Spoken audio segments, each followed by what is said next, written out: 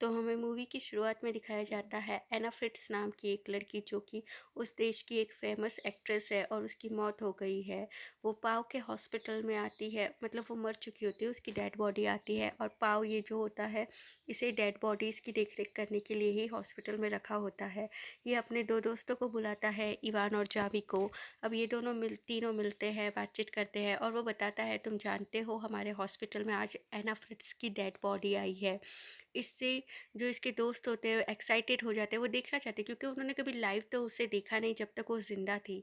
पर वो कहते रिक्वेस्ट करते हैं पाओ को कि अब जब वो मर चुकी है तो एटलीस्ट मरी हुई डेड बॉडी तो हमें देखने दे। तो पाओ, क्योंकि ये तीनों बेस्ट फ्रेंड होते हैं, उसकी एग्री कर लेता है उनकी बातों को और उन्हें डेड बॉडी दिखाता है।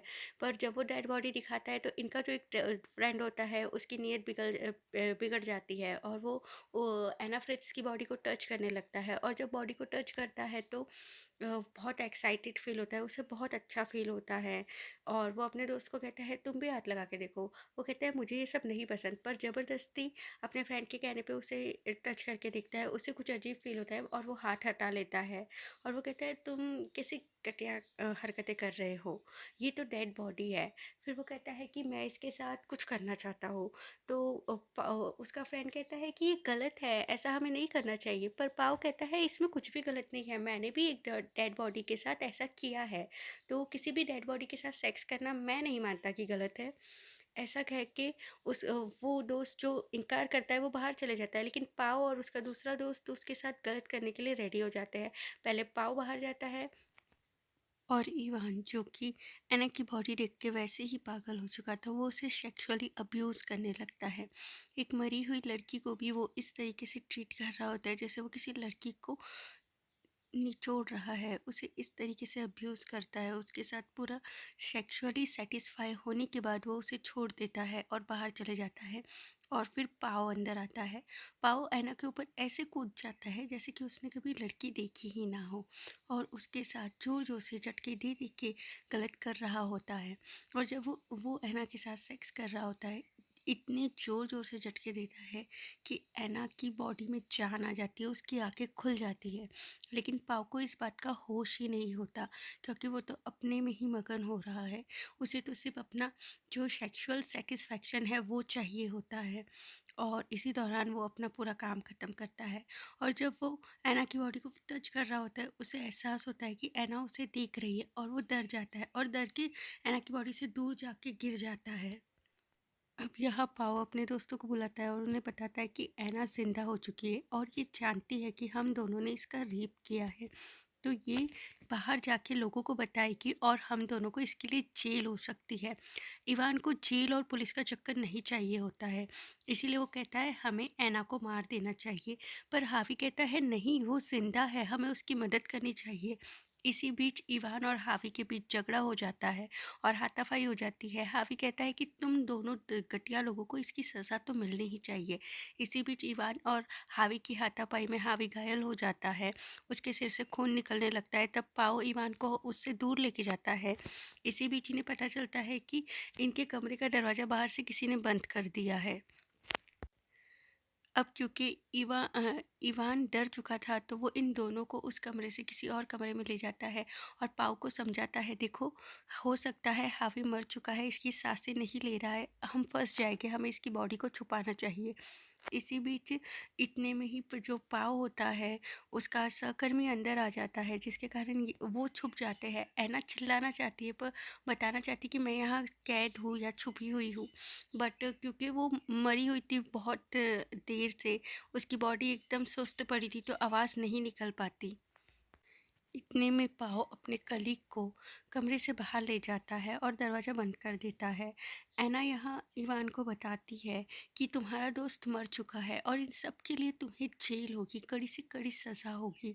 इवान उससे कहता है तुम अपना मुंह बंद रखोगी।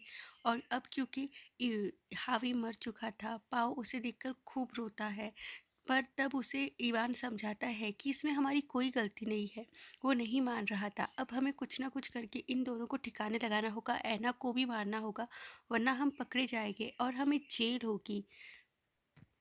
यहाँ जब ये दोनों झगड़ रहे होते हैं कमरे के बाहर जाके, तभी ऐना को दिखाया जाता है जो कि कोशिश कर कर अपने बेड से उतरती है नीचे और हावी के कपड़े चेक करती है। उसमें से उसे एक मोबाइल मिलता है जिससे वो कॉल लगाती है। वो कॉल लगा के बात करने ही वाली होती है कि उसी टाइम इवान और पाओ अंदर आ जाते हैं और ऐना के हाथ से मोबाइल छीन लेते हैं। और जब वो लास्ट डायल नंबर चेक करते हैं तो उन्हें कुछ समझ नहीं आता, लेकिन उसी नंबर से फिर से उन्हें कॉल आता है। तो जब इवान उसे उठाकर बात करने लगता है तो ऐना ज़ोर से डैडी डैडी चिल्लाती है, यानी ये ऐना के डैडी का नंबर होता है जिसे मदद के लिए उसने कॉल लगाया होता है। पर इवान इसे रॉन्ग नंबर कह के काट देता है और फिर ऐना को ज़ोरदार चाँटा लगाता है। ऐना कहती है तुम्हें इसकी सज़ा मिलेगी, तुम बचोगी नहीं। तो वो कहता है कुछ घंटों पहले तुम एक लाश थी और तुम्हारे साथ हमने सब कुछ किया जो हम करना चाहते थे, और अब तुम फिर से एक लाश बन जाओगी। ऐना ऐसा नहीं चाहती थी, वो इन दोनों को सबक सिखाना चाहती थी। अब यहाँ पर इवान चले जाता है कंटेनर लाने जिसमें कि वो एना फ्रिट्ज की बॉडी को डालकर उसे मार सके, और पाव यहाँ हावी का खून साफ करने के लिए कप कॉटन ले रहा होता है। तभी एना उसे कहती है कि तुम गलत नहीं हो, तुमने मेरा रेप नहीं किया, मेरा रेप तो इवान ने किया है और तुम्हारे दोस्त हावी को भी उसने ही मारा है। तब पाव कहता है कि देखो रेप का तो नहीं पता, लेकिन हमारे दोस्त का जो खून हुआ है वो एक एक्सीडेंट है। एना कहती है नहीं वो एक्सीडेंट नहीं है, उसे इवान ने गला घोंट कर मारा है। इससे पाओ थोड़ा घबरा जाता है, लेकिन वो ऐना के मुंह पे टेप लगाकर दूसरे कमरे में हावी का खून साफ करने चले जाता है, और मौका पाकर ऐना वहाँ से रेंगते रेंगते एलिवेटर तक पहुँच जाती है और एलिवेटर में छुप जाती है। तभी इवान वापस आ जाता है और दिखता है ऐना गायब है। वो पाओ को बुलाता है और उसे बताता है कि ऐना तो यहाँ है ही नहीं। अब ये दोनों ऐना को ढूंढने लगते हैं, और इससे पहले कि ऐना एलिवेटर से बाहर जा पाती, इवान उसे फिर से एक बार पकड़ लेता है और घसीटते हुए फिर अंदर ले आता है। पर इस बार पाओ उससे कहता है कि क्या तुमने हावी को मारा है? इवान कहता है नहीं मैंने नहीं मारा है, ऐना तुम्हें भड़का रही है। वो कहता है नहीं, ऐना ने मुझे नहीं भड़काया है, तुम बताओ क्या तुमने इवान को गला घोंट कर मारा है? तब हावी ने कहा हाँ मैंने उसे मारा है, अगर हम उसे नहीं मारते तो वो हमें फंसा देता, वो ऐना को बचाना चाहता था। अब वो कहता है कि अब हमें ऐना को मारना होगा। वो एक कपड़ा देता है और कहता है इससे इसका मुंह दबाओ, और मगर पाओ ये करने से मना कर देता है, कहता है तुम इसे मारो। फिर इवान कहता है ठीक है हम दोनों मिलके ऐना को मारते हैं। ये दोनों मिलके ऐना का मुंह दबाते हैं और ऐना दम तोड़ देती है, फिर से एक लाश बन जाती है, और ये लोग उसे फिर से जो मुर्दाघर होता है वहाँ रख कर चले जाते हैं। पर जब इवान थोड़ी दूर जाता है उसे याद आता है कि उसका जो वॉलेट था वो तो वो भूल आया है।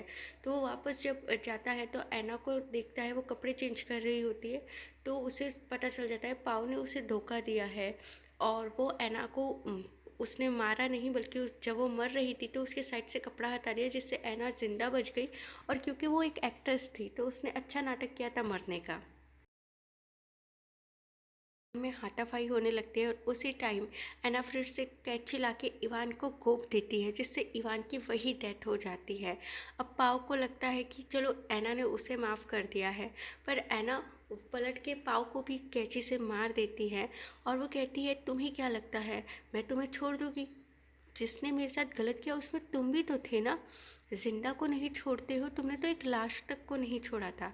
इस तरह ये मूवी यही ख़त्म हो जाती है, और एना फ्रिट्ज यानी कि वो थोड़ी देर पहले जो डेड बॉडी थी वो इस तरह से अपने रेप का बदला दोनों से ले लेती है। तो कैसी लगी आपको मूवी बताइएगा, और ऐसी और मूवी एक्सप्लेनेशन के लिए प्लीज़ फॉलो कीजिए।